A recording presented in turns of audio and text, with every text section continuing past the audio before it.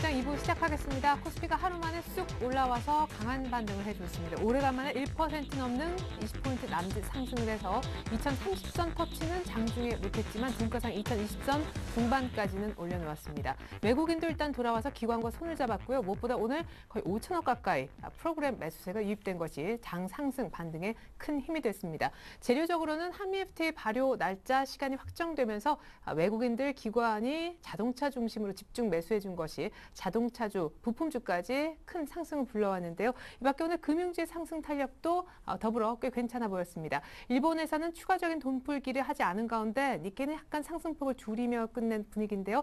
정확한 우리 시장 종가, 종목별 종가 먼저 체크하고 돌아오겠습니다. 네, 여기는 시황센터입니다. 오늘 국내 시장은 어제와는 달리 시장의 분위기가 많이 개선된 모습이었죠.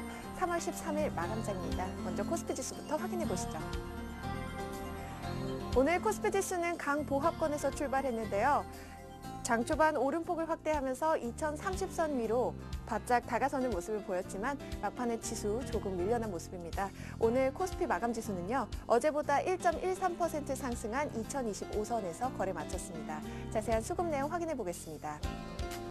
프로그램 매매가 8거래일 만에 매수 우위를 보였습니다. 오늘 5천억 원 가까운 매수세 보이면서 거래 마쳤는데요.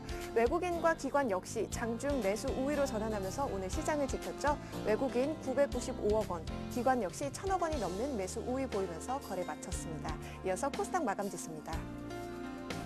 코스닥 역시 오늘 하루 만에 소폭 오름세로 장을 출발해서 강보합권의 흐름 유지했습니다. 하지만 지수 조금 아쉬워 보이는데요. 코스닥 마감 지수입니다. 어제보다 0.44% 오른 538선에서 거래 마쳤습니다. 수급 내용 확인해 보겠습니다. 기관이 장중 매도로 돌아섰습니다. 오늘 기관 100억 원 정도의 매도 우위 보였고요. 반면에 개인과 외국인은 소폭 매수 우위 보이면서 거래 마쳤습니다. 이어서 환율 흐름 확인해 보겠습니다. 환율은 유로달러 환율이 상승한 데에 따라서 소폭 하락하며 출발했는데요. 하지만 FOMC의 양적 완화 언급 여부가 불투명한 만큼 적극적인 포지션 플레이는 제한된 채 오늘 1,120원대 초반에서 등락을 거듭하는 모습이었죠. 오늘 환율입니다. 어제보다 2원 50전 하락한 1,121원에서 거래 마쳤습니다. 이어서 코스피 시가총액 상위 종목 살펴보도록 하겠습니다. 삼성전자가 강보합권에서 거래 마쳤습니다. 122만 1,000원에 종가 기록했고요. 현대차는 3%대 강세 보였고요. 현대모비스 역시 오늘 5.61% 급등하면서 29만 2,000원에 거래 마쳤습니다. 현대중공업은 약 보합권에서 오늘 32만 6,000원에 종가 기록했습니다. 신한지주는 4%대 강세 보였고요. SK이노베이션 역시 2.35% 오르면서 17만 4,500원에 종가 기록했습니다. 이어서 코스닥 시가총액 3위 종목 살펴보도록 하겠습니다. 셀트리온과 CJ홈쇼핑은 오늘 강보합권에서 거래 마쳤는데요. 반면에 다음과 서울반도체는 약 보합권에서 그 흐름 이어갔습니다. 서울반도체 0.97% 밀려나면서 25,550원에 종가 기록했습니다. SFN은 3.32% 오르면서 59,100원에 오늘 종가 기록했고요. 동서와 CJ는 강보합권에서 거래 마쳤습니다. 젠백스 역시 1.69% 오늘 강세 보이면서 39,200원에 종가 기록했습니다. 이어서 오늘의 특징 업종 및 테마 종목 살펴보도록 하겠습니다. 오늘 대부분의 업종이 상승한 가운데 운송장비와 금융업종이 급등 양상을 보였는데요. 먼저 자동차주 살펴보겠습니다. 자동차주가 15일부터 발효 예정인 한미 FTA에 대한 기대감으로 오늘 하루 강세 보였죠. 현대차 3%대 강세 보였고요.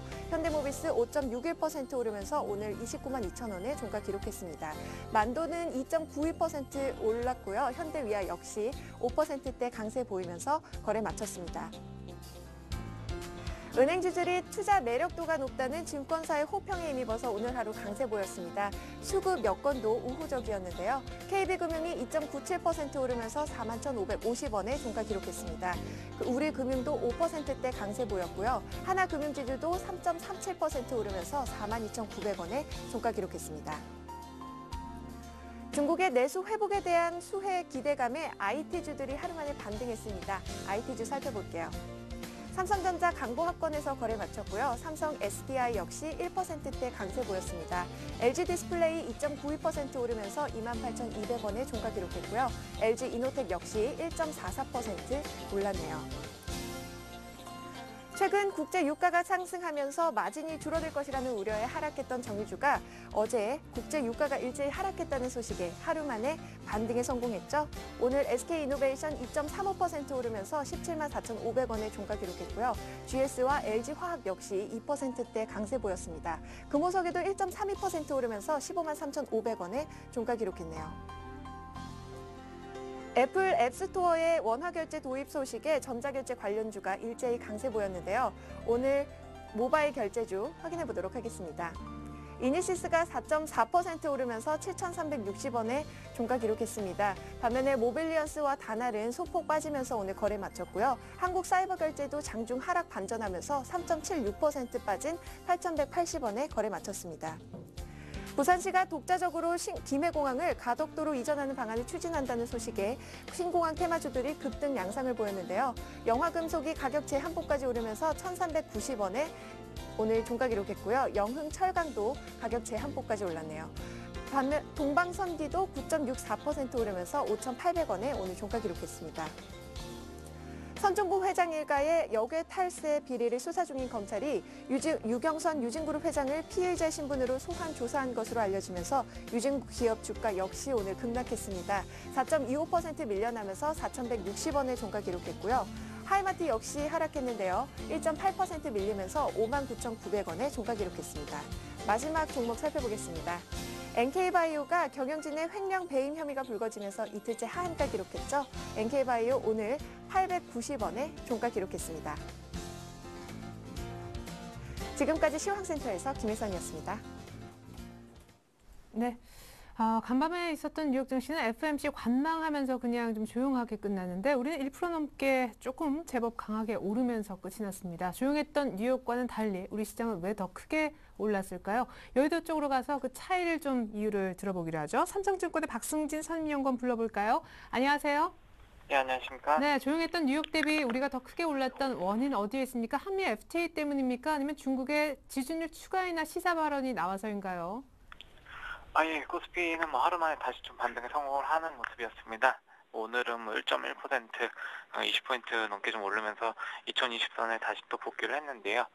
일단 오늘 역시 지금 특별한 호재가 일단 또 이렇게 구체적으로 좀 반영이 되었다 이렇게 보기보다는 어제 하락에 따른 되돌림 또 그리고 또 금일 밤부터 내일까지 이어지는 유럽, 미국 그리고 중국까지의 그 이벤트 관련 기대감들이 반영되었다 이렇게 좀 볼 수 있겠습니다.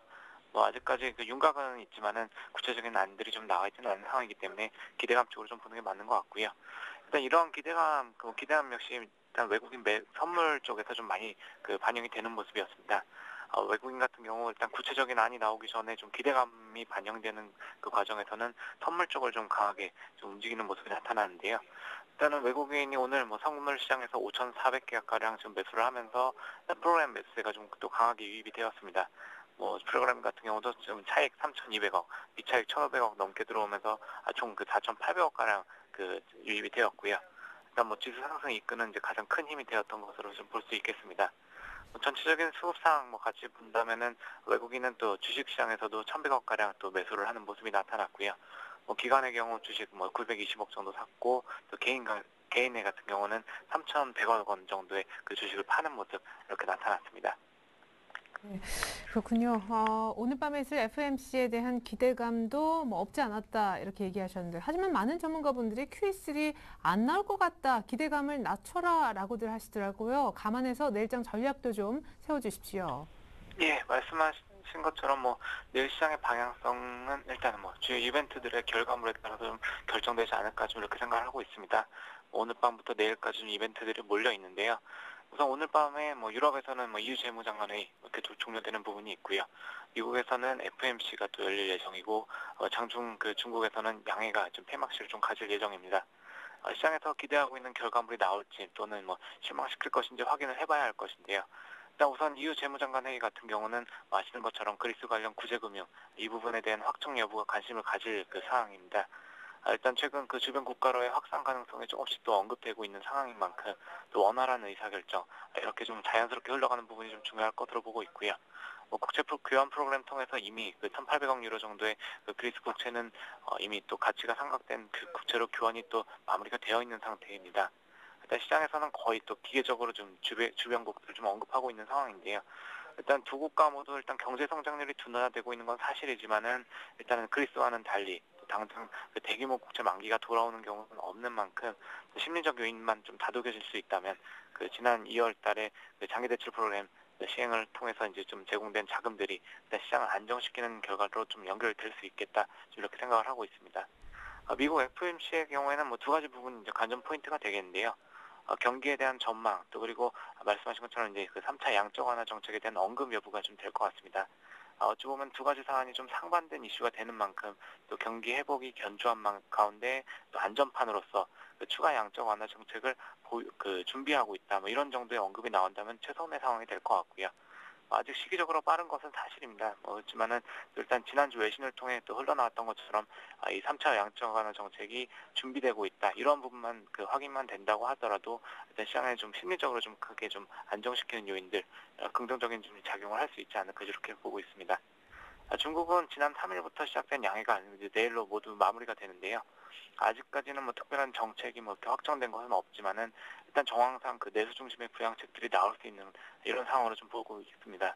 지난 주말 주 후반부터 발표된 그 소매 판매, 산업 생산, 또 무역 수지까지 차례로 또 실망감을 좀 안긴 상황이고요.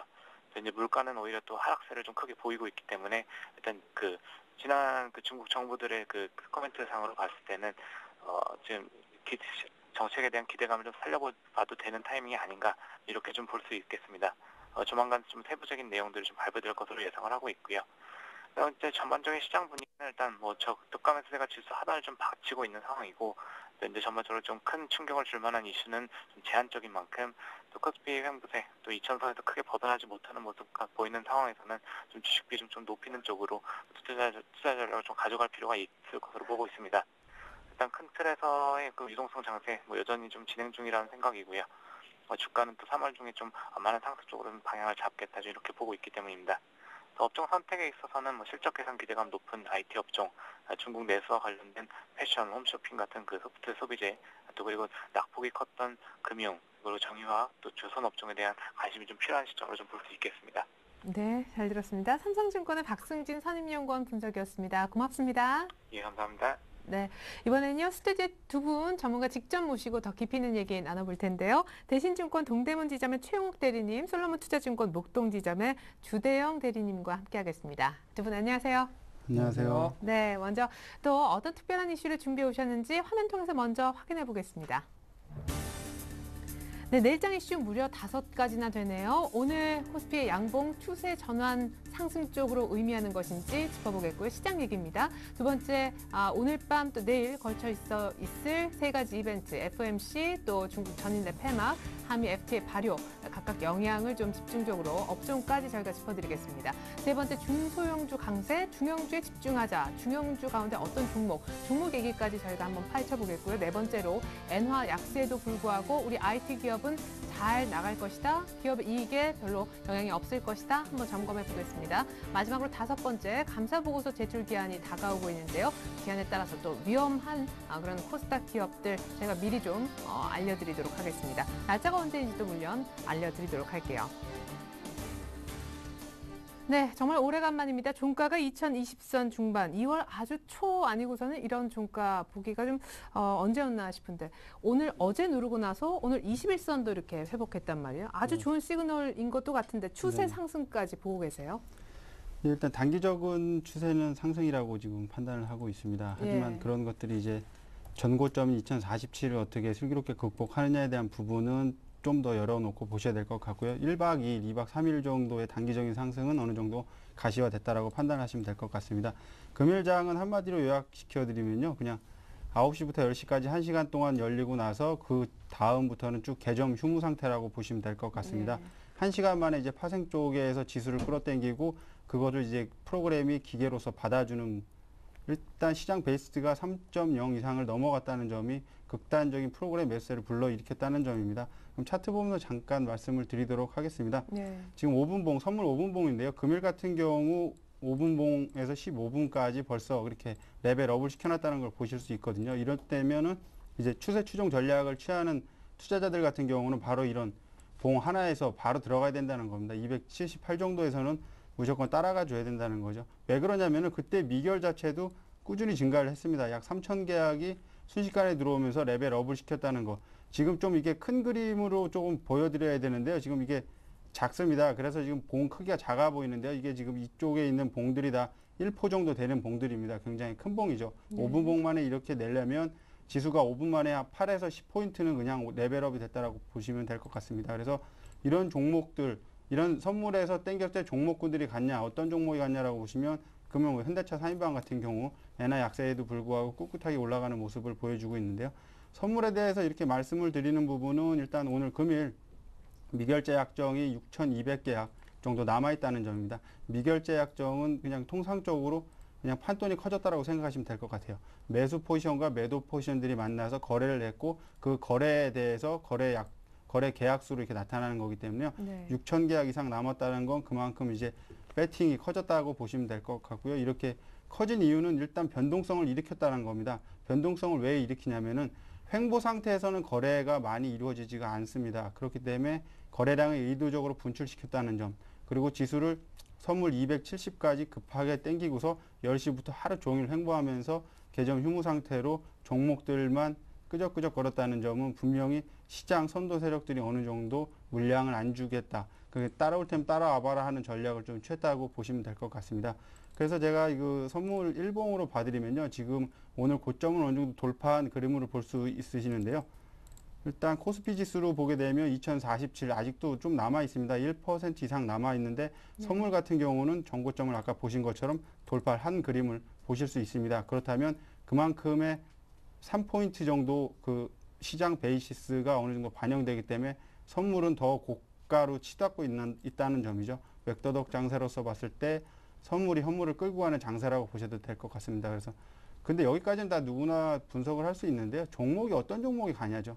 그런데 금일 같은 경우는 이제 현대차 3인방이 필두로 섰고요. 뭐 다른 종목들은 거의 뭐 은행주 쪽에 매기세가 있는 거 말고는 그렇게 뚜렷한 매기세가 나타나지 않았습니다. 그래서 오늘 간 종목군들로 해서 2박 3일 정도 지켜보시는 전략으로 금일 양봉에 대해서는 한 1박 2일 내지 2박 3일 정도는 추세가 들어왔다라고 판단하시고 접근하시면 될 것 같습니다.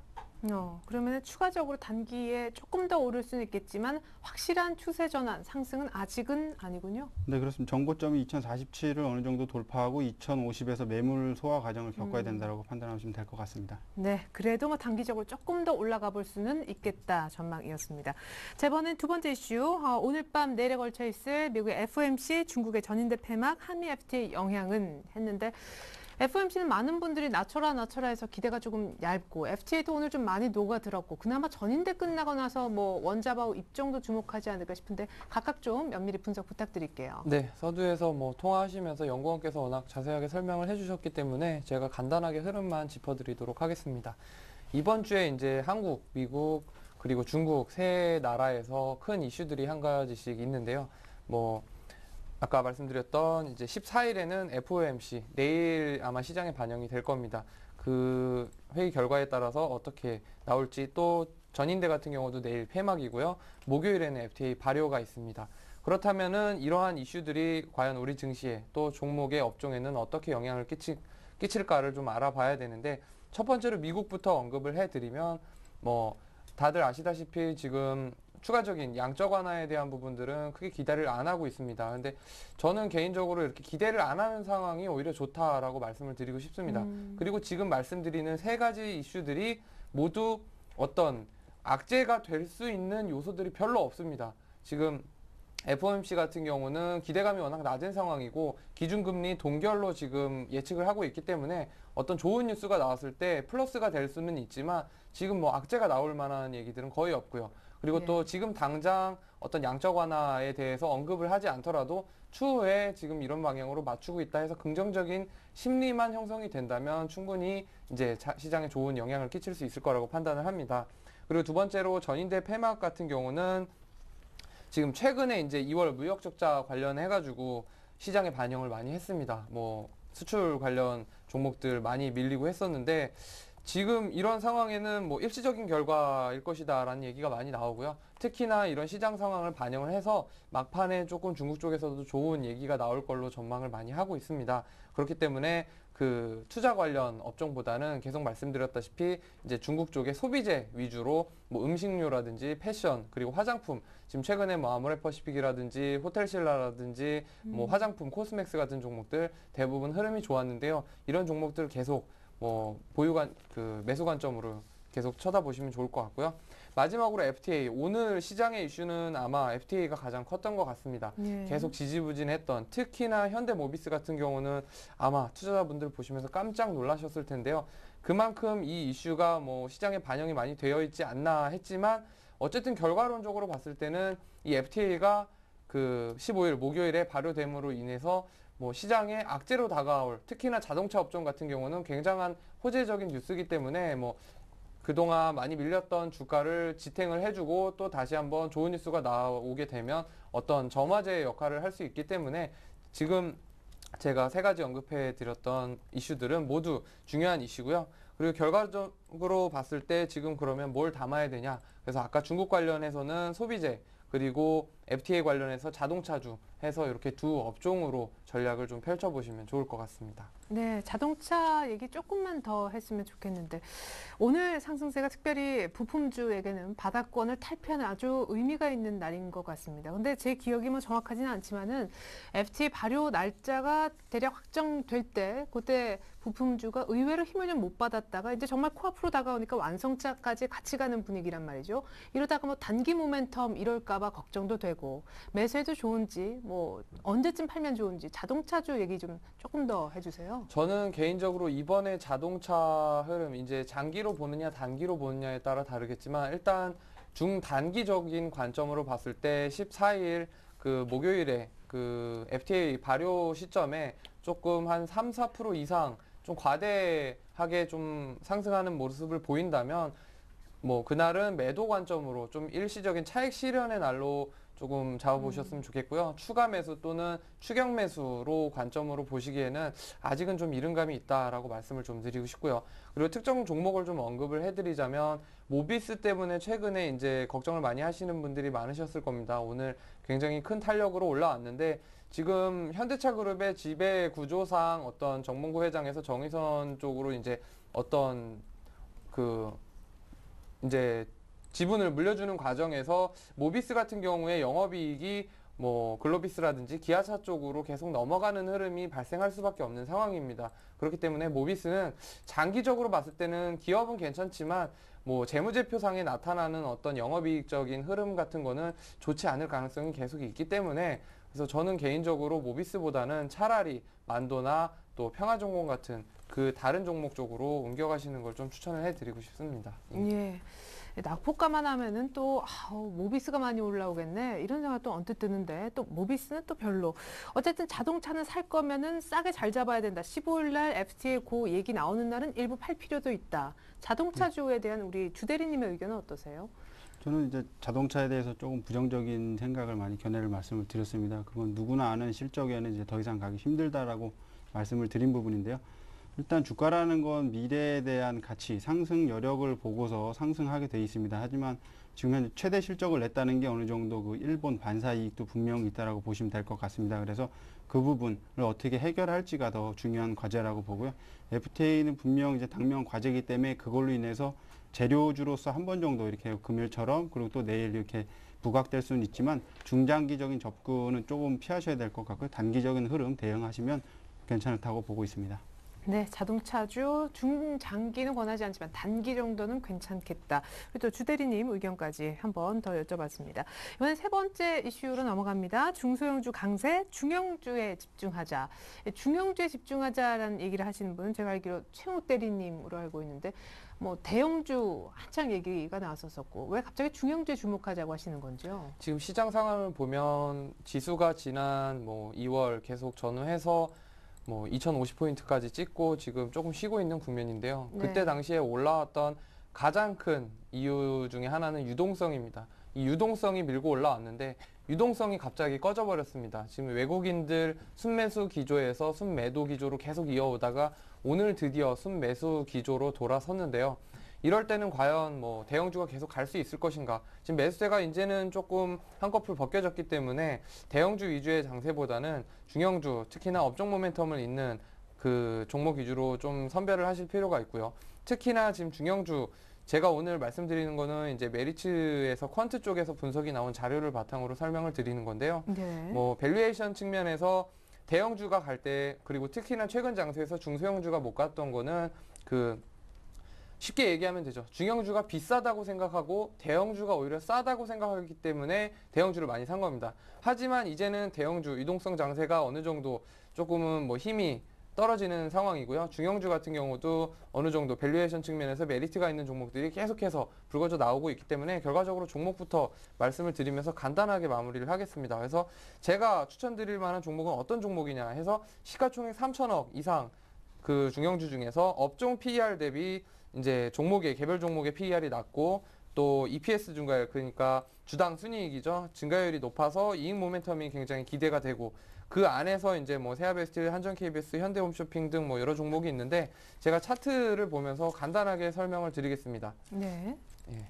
지금 이제 대표적으로 대형주하고 중형주 언급해드릴 수 있는 게 이제 대한항공하고 아시아나를 비교를 해드리겠습니다. 지금 대한항공 같은 경우 최근에 이제 할인 모멘텀이 있어서 굉장히 많이 올랐다가 유가라든지 여러 가지 증시 여건상 조금 밀렸는데 지금 대한항공 많이 올라왔죠. 반면에 아시아나 흐름 한번 봐드리도록 하겠습니다. 상대적으로 덜 올라왔고요. 지금 좀 이평선들이 모여있는 구간인데 네. 이런 종목 왜 매수를 하셔야 되냐면 지금 뭐 증시 흐름 자체가 싸다고 생각할 수 있는, 그러니까 아직 저평가됐다, 그리고 지금이라도 사야겠다라는 심리가 형성된 구간은 아닙니다. 그렇기 때문에 조금 상대적으로 덜 올라온 주식들이 부담이 덜 하세요. 그래서 심리적인 측면으로도 접근을 하시는 게 굉장히 유리하고, 제가 아까 언급을 드렸던 PER, 그 밸류에이션 측면에서도 충분히 메리트 있는 종목들이기 때문에 아까 보여드렸던 표 같은 경우 한 번쯤 그 계속 관심 종목으로 다들 등록을 해놓으셨다가 지금 주대리님 관심이 있어 하시는 이제 미래에셋증권도 포함이 되어 있는데요. 그런 종목들 계속 관심 있게 지켜보시면 좋을 것 같습니다. 네. 아까 사실 표가 못 나갔던 것 같은데 종목 언급만 다시 몇 개 조금 더 주목할 만한 중형주 조금만 천천히 다시 한번 네. 언급만 좀 지금 뭐 철강주 중에 지금 최근에 중형주 밀린 종목들이 많이 있는데요. 네. 세아베스틸 같은 경우도 주목해볼 만하고요. 세아베스트. 미래에셋증권 같은 경우 최근에 흐름이 워낙 좋은데 지금 뭐 어느 정도 약간의 조정이 나오면 천천히 들어가 보셔도 괜찮다라고 말씀을 드리고, 지금 금융주 전반적으로 매수세가 확산이 되는데 녹십자 같은 종목도 이제 아직은 매수세가 좀 모자르지 않나, 조금 중장기 투자 관점에선 좋아 보입니다. 그리고 지금 뭐 한진중공업 같은 경우도 조선 뭐 최근에 노사 관련해서도 문제가 조금씩 풀려 나가고 있기 때문에 이런 종목 쪽으로 관심을 가져보시면 좋을 것 같습니다. 네, 세아베스틸, 미래에셋증권, 녹십자, 한진중공업. 제가 메모한 것은 이 네 가지 정도였는데 중형주 한번 잘 보십시오. 코스피가 워낙 조금 덜 가니까요. 마지막 이슈입니다. 아니군요. 네 번째 이슈 먼저 보고 마지막으로 넘어갈게요. 엔저가 좀 가속화되고 있어요. 다행스럽게도 오늘 BOJ에서 돈을 추가적으로 풀진 않았는데 엔저가 되면 좀 걱정스러운 게 우리 IT 기업이 가격 메리트가 조금 떨어질까 봐 이 부분 점검 좀 해주십시오. 네. 지금 일단 일본 쪽으로 지금 엔화 약세 기조가 계속 진행되고 있습니다. 일본 니케이 지수부터 한번 보면서 차트 보면서 좀 말씀을 드리겠는데요. 일단 지금 과감하게 올라왔죠. 아주 깔끔하게 올라왔습니다. 별다른 조정 없이 올라왔는데요. 지금 보시는 게 지금 달러 엔입니다. 더 급하게 올라왔다는 점이죠. 근데 웃긴 거는 일단 1월 16일 날부터 일본 니케이가 상승 추세 전환을 했는데요. 그 달러 엔 같은 경우는 2월 달에 이렇게 급등했다는 점, 분명히 엔화 약세에 대해서 어느 정도 문제를 지금 삼고 있다라는 점이죠. 그렇다면 이런 돈들이 어디서 나왔을까라는 점을 또 한번 볼 수 있는데요. 다우지수입니다. 다우지수 같은 경우는 작년 연말부터 이제 60일선 한 번도 조우하지 않고 지속적으로 상승을 했다는 점이죠. 분명히 돈들이 지금 통화 쪽에서 어느 쪽을 한쪽으로 쏠림 현상이 나타난다고 보시면 될 것 같습니다. 그게 일단 일본 쪽 그 대지진하고 그 태국 홍수로 인해서 일본이 지금 재정 적자 뭐 이런 식으로 계속 나오고 있기 때문에 그 부분을 메꾸려는 의도가 아닐까라고 지금 판단을 하고 있습니다. 그렇다면 이제 기축통화라고 할 수 있죠. 달러 같은 경우는 독보적이라서 배제하고요. 그 유로화하고 엔화가 둘이 서로 치고받고 하는 싸움을 보여주고 있는데요. 그래서 또 이제 차트 하나 또 준비를 해드렸습니다. 그래서 한번 보시면은 유로 엔입니다. 지금 뭐 거의 그냥 이렇게 V자로 그냥 쭉 빠졌다 쭉 올라온 거. 아까 보셨던 그 달러 엔에 비해서는 오히려 뭐 그냥 제자리 오지 않았나라고 판단하셔도 무방할 것 같습니다. 지금 시장은 애나 약세를 그냥 자기들만의 그런 언어로서 표현하기는 좀 뭐하니까 그걸 그냥 제자리 왔다 그냥 멀리 갔다가 돌아온 거다라고 이렇게 표현을 좀 하고 있습니다. 그래서 네. 그렇게 보시면 될 것 같아요. 그래서 대한민국 뭐 IT나 자동차 쪽은 그에 대해서 어느 정도는 그 반대 포지션을 취해도 상관없지 않을까라고 판단합니다. 그래서 지금 IT 같은 경우 너무 좋습니다. 실적도 좋고 모멘텀도 좋고 뭐 워낙 좋기 때문에 지속적으로 지수를 받치기 위한 종목군으로 탑픽을 항상 뽑혀 있는 거고요. 금일 이제 현대차가 이제 그동안의 약세를 뒤집고서 한번 크게 올라왔습니다. 그래서 현대차 3위방도 단기적으로 좋다고 보시면 될 것 같고요. 일본 엔화 약세 기조는 이제 뭐 기정사실로 받아들여줘도 될 것 같습니다. 그래서 계속 진행될 부분이고 그 제자리를 찾아가는 과정이다. 그건 일단 재정 적자를 어떻게든 메꾸려는 일본의 의도라고 보시면 될 것 같습니다. 예, 알겠습니다. 이제 뭐 N전은 너무 걱정하지 마시고 제자리 찾아가는 과정이라고 하니까 그래도 우리 IT는 좋대요. 걱정하시지 않으셔도 될 것 같습니다. 마지막 이슈, 감사보고서 제출 기한 확인하자라는 부분인데 제가 알기로 3월 말 23일로 알고 있습니다. 상장 폐지 공포가 많은 분들 있으실 텐데 일단 이 부분 좀 점검을 해주세요. 횡령 배임 사건 얘기들이 이제 점점 더 많이 들리는 것 같아요. 네, 지금 뭐 주가가 떨어지는 거는 뭐 버틸 수 있겠지만 이 종목들이 상장 폐지가 되면 이러한 어떤 이슈들을 다시는 뭐 이 종목 재상장이 되지 않는 이상은 뭐 휴지 조각이 되는 거나 마찬가지다라고 예. 말씀드릴 수 있기 때문에 매년 이맘때쯤 되면은 꼭 한 번쯤 확인을 하셨으면 좋겠고요. 특히나 뭐 액면가 미만이라든지 좀 특히나 작은 종목들이 해당이 많이 되는데 저는 개인적으로 이런 종목들 매매를 잘 안 하기 때문에 저 이런 이슈가 나와도 크게 신경은 안 쓰는데 투자자분들은 이제 급등주 많이 하시는 분들은 꼭 유념하셔야 될 것 같습니다. 그 3월 23일 날짜가 왜 나오냐 하나면은 이제 3월 30일까지 이제 주주총회를 관련해서 이제 열어야 되는데 그 일주일 전에 감사 제출을 해야 됩니다. 그래서 감사 보고서를 제출을 해야 되는데 3월 23일 날짜까지 감사 보고서 제출을 안 하면 이제 상장 폐지 관련해서 이제 심사가 들어갈 수 있기 때문에 굉장히 그 관심 있게 보셔야 되고요. 네. 뭐 간단하게 언급을 드리자면 이제 현재 코스피 시장 같은 경우는 7% 그리고 코스닥은 17%에 해당하는 기업들이 감사 보고서를 아직 제출을 하지 않았습니다. 이 정도면은 아직 아주 적지 않은 회사의 양인데요. 그렇기 때문에 꼭 확인을 해보시고 어떻게 확인하시냐. 내가 보유한 종목들 어떻게 지금 대상인가 아닌가 확인하시려면은 그 거래소 홈페이지 들어가셔가지고 상장 공시 시스템이라는 게 있습니다. 이거 쉽게 찾아보실 수 있으니까 여기 들어가서 꼭 한번 확인을 해보시기 바랍니다. 예.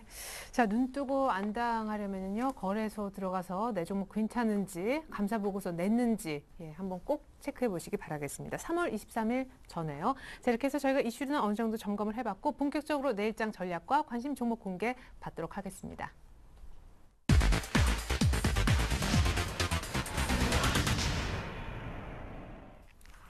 네, 먼저 최영욱 대리님만의 내일장 전략 어떤 것일지 궁금합니다. 아까 시장 보는 뷰는 주 대리님만 좀 얘기를 하신 것 같아서요. 오늘 일단 상승 때문에 시장이 좀 많이 올라오긴 했는데요. 네, 아까 이벤트 3개를 언급을 해드렸죠. 그리고 특히나 그 이벤트 3개가 모두 뭐 글로벌 증시뿐만 아니라 특히나 한국 증시에는 어느 정도 긍정적인 요인으로 작용할 전망입니다. 그렇기 네. 때문에 좀 최근에 그리스 같은 경우도 한 차례 큰 폭풍이 지나갔고요. 그런 후폭풍들이 조금 잦아들 때쯤 좋은 이슈들이 3개 정도 나오게 되면서 이번 주는 어느 정도 유동성이 강하게 공급되지는 않더라도 뭐 2000선을 단단히 지탱해주는 최소한 그 정도 흐름 이상은 나올 거라고 저는 개인적으로 보고 있습니다. 그렇기 때문에 지금 특히나 그 중에서도 어떻게 대응을 해야 되느냐에 관해서는 외국인 매도세가 드디어 오늘 같은 경우 좀 강하게 매수세 전환이 됐는데요. 그런 흐름에 좀 집중을 해야 된다고 봅니다. 그래서 외국인 매도세 전환이 계속 나온 이후에도 불구하고 그러한 쏟아내는 물량들을 뚫고 지금 뭐 견조하게 그 안에서도 매수세가 들어왔던 그런 종목들 위주로 좀 간추려서 매수 관점으로 보시는 게 유리하다라고 말씀을 좀 드리고 싶고요. 제가 10종목 정도 또 준비를 했는데요.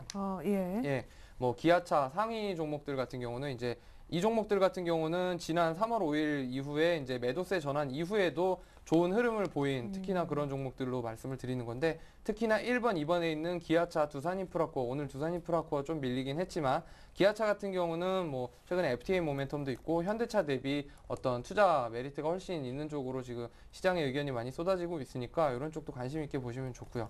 그리고 마지막에 이제 9번, 10번에 있는 삼성생명이라든가 미래에셋증권, 특히나 삼성생명 같은 경우는 최근에 지분 관련해가지고도 얘기가 많이 있죠. 이런 종목들은 관심을 꼭 가져보시면 좋을 것 같습니다. 네, 국내 주요 일정 간단하게 언급을 좀 드리겠습니다. 네. 수요일에 세계 보안 엑스포 있는데요. 지금 관련 종목 같은 경우는 뭐 CCTV 같은 경우 특히나 관련이 많이 있는데, 뭐 삼성 테크윈 제가 보유하고 있는 종목이기도 하고요. 아이디스 홀딩스, 뭐 CMB텍, 넥스트칩 이런 종목들 관심 있게 보시고요. 목요일에는 아까 말씀드렸던 한미 FTA, 여기 특히나 이제 FTA라고 해서 모든 부품주들이 다 관련이 있는 건 아닙니다. 그래서 특히나 이제 만도, 모비스, 평화종공 요 세 종목 위주로 보시고요. 개인적으로 아까 말씀드렸다시피 모비스보다는 만도 쪽으로 보시는 게 좋지 않을까 개인적인 의견을 갖고 있습니다. 네. 같은 날 그 광물자원위원회 있는데 그 SK그룹, 하나그룹 그리고 대우인터, 효성, 포스코 쪽으로 한번 보시고요. 금요일에는 그 통신주 리스크 관리 차원에서 3사, 이통 3사 그 부당 고객 유인 행위 여부 심의 결과 있으니까 그거 한번 유념하시면 좋을 것 같습니다. 네. 일정까지 소개 또 깔끔히 해주셨네요. 주대용 대리님은 계속해서 박스권 얘기하셨는데 많은 분들도 역시나 아직은 박스권이다. 이게 뭐 2040, 50을 뚫은 것도 아니고 같은 얘기 하시더라고요. 전략 변함 없으실 것 같아요. 네, 그렇습니다. 지금 너무 똑같은 말만 반복하는 것 같아요. 예, 앵무새가 된 것 같은데요. 뭐 제가 드리는 전략은 똑같습니다. 1980선이 밴드 하단이고요. 2050선이 밴드 상단입니다. 근데 그렇다면 왜 유동성이 공급되는데 이런 식으로 자꾸 이제 지수는 올라가지 못할까라는 부분은 보면 변동성은 좀 커져 있습니다. 뭐 보면은 1% 코스피가 1% 이상을 움직여준다는 점은 그 안에서 이제 파생적으로 어느 정도 해지가 됐든 그 추세가 됐든 그런 부분에 대해서 물량을 실른다고 판단하시면 될 것 같아요. 그래서 지금은 일단 쉬시고 관망하시는 전략을 취하라고 말씀을 드리고 싶습니다. 예, 알겠습니다. 의외로 좀 조용한 그런 시장인데 관망 내지는 뭐 빨리빨리 트레이딩 계속 하시는 분들은 또 수익이 늘고 있을지도 모르겠습니다. 우리 최영욱 대리님만의 관심 종목 궁금한데 제가 말씀하신 동안 포트를 보니까 포트가 꽉 차가지고 현금을 안 갖고 계시거든요. 그냥 오늘 말씀만 좀 해주셔야 될 것 같은데요. 네, 오늘 최근에 이제 게임주 가시고 계셨던 분들은 오늘 눈이 조금 휘둥그레지셨을 것 같은데 중소형 게임주들이 드디어 다시 모멘텀이 조금씩 올라오고 있습니다. 네. 지금 워낙 뭐 작년 10월 중순 이후부터 고점 찍고 계속 밀려와서 지금 거의 넉 달, 5달, 거의 반년에 가까운 시간 동안 조정을 겪고 있는데요. 이제는 다시 한번 중장기적인 관점으로 매수 관점으로 보셔도 된다라고 말씀을 먼저 드리고요. 오늘 제가 소개해드릴 종목은 컴투스입니다. 컴투스 같은 경우는 지금 모바일 게임 관련해서 대장주, 지금 뭐 굉장히 오랜 시간 동안 흐름이 약했었는데 차트 보면서 기술적으로 간단하게 언급을 해드리겠습니다. 올해 같은 경우 40개 이상의 타이틀 런칭을 할 예정인데 수익, 그러니까 작년 대비 영업이익률은 크게 늘어날 전망은 아니지만 그 어떤 늘어나지 않을 전망에 대한 실망감은 이제 거의 다 뭐 주가에 반영이 됐다라고 생각을 하고 있고요. 지금 오늘 저점 근처 지금 지지선으로 작용을 해드릴 가격대를 좀 정해드리면 19,000원 근처를 좀 지지선으로 생각을 하고 있습니다. 좀 길게 열어보면 이제 2009년, 2008년부터 주가 흐름을 보여드리고 있는데 지금 2010년에 한번 고점 형성됐던 가격대이기도 하고 최근에 이제 12월에 한번 그리고 2월 그리고 가장 최근 3월 초중순에 그 계속해서 지지를 받았던 걸로 판단을 하고 있고요. 그래서 9월이 아니죠. 19,000원 근처를 지지선으로 생각을 하고 있고 지금 고점들을 이어봐도 저항선이 이제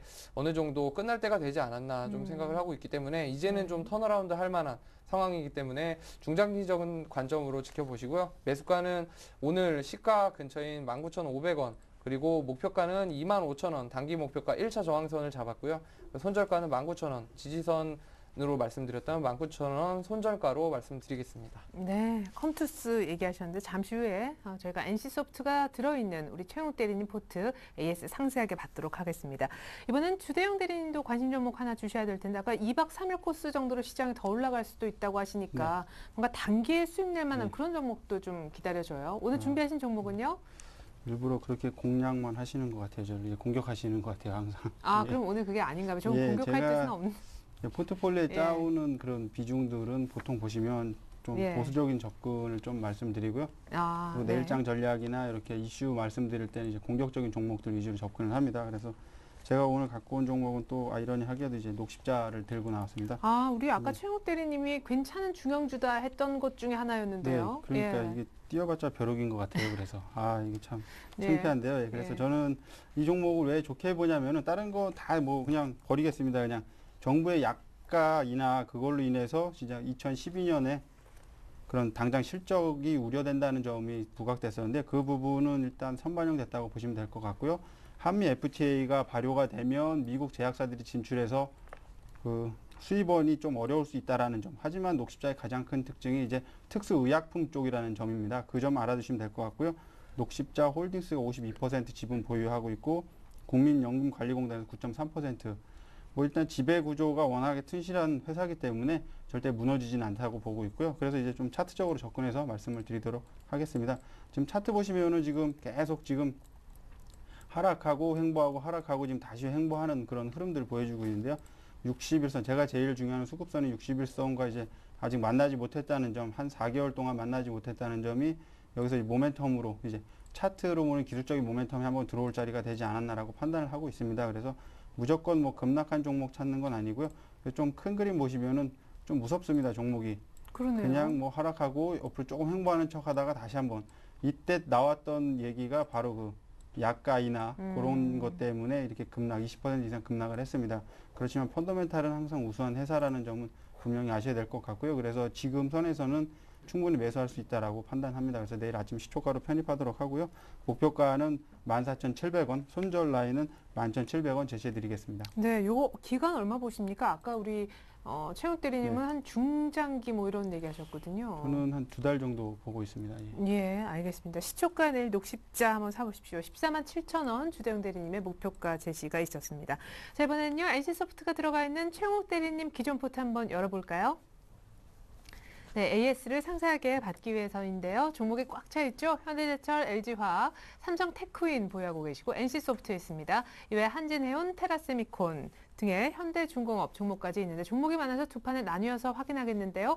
현대제철이 의외로 지금 10만 원대까지 내려왔죠. 손절가 하향하고도 계속 갖고 계신 모양이에요. LG화학도 오늘 뭐 당일 반등 들어왔고 삼성테크윈이 목표가 올리고도 어쨌든 가장 좋은 수익률을 보여주고 있습니다. 32% 삼성테크윈이 내고 있고요. 테라세미콘, NC소프트도 이제 슬쩍 수익을 보여주네요. 한진해운도 뭐 두 자릿수 수익 그럭저럭 괜찮고 현대중공업은 의외로 매수하고 난 다음에 조금 조용한 편인 것 같습니다. 현대제철부터 AS 시작해 주시죠. 네, 기술적 분석으로 좀 해드리겠습니다. 차트 보면서 설명을 드리면 현대제철 오늘 10만 원으로 손절가 하향했습니다. 10만 5천 원에서 정리를 할까 말까 고민을 굉장히 많이 했는데요. 일단은 200일선까지 기회를 좀 줬습니다. 지금 차트 보시면 제일 밑에 있는 선이 200일선인데요. 이 선까지 한번 기회를 줘보자라는 생각을 갖고 있고요.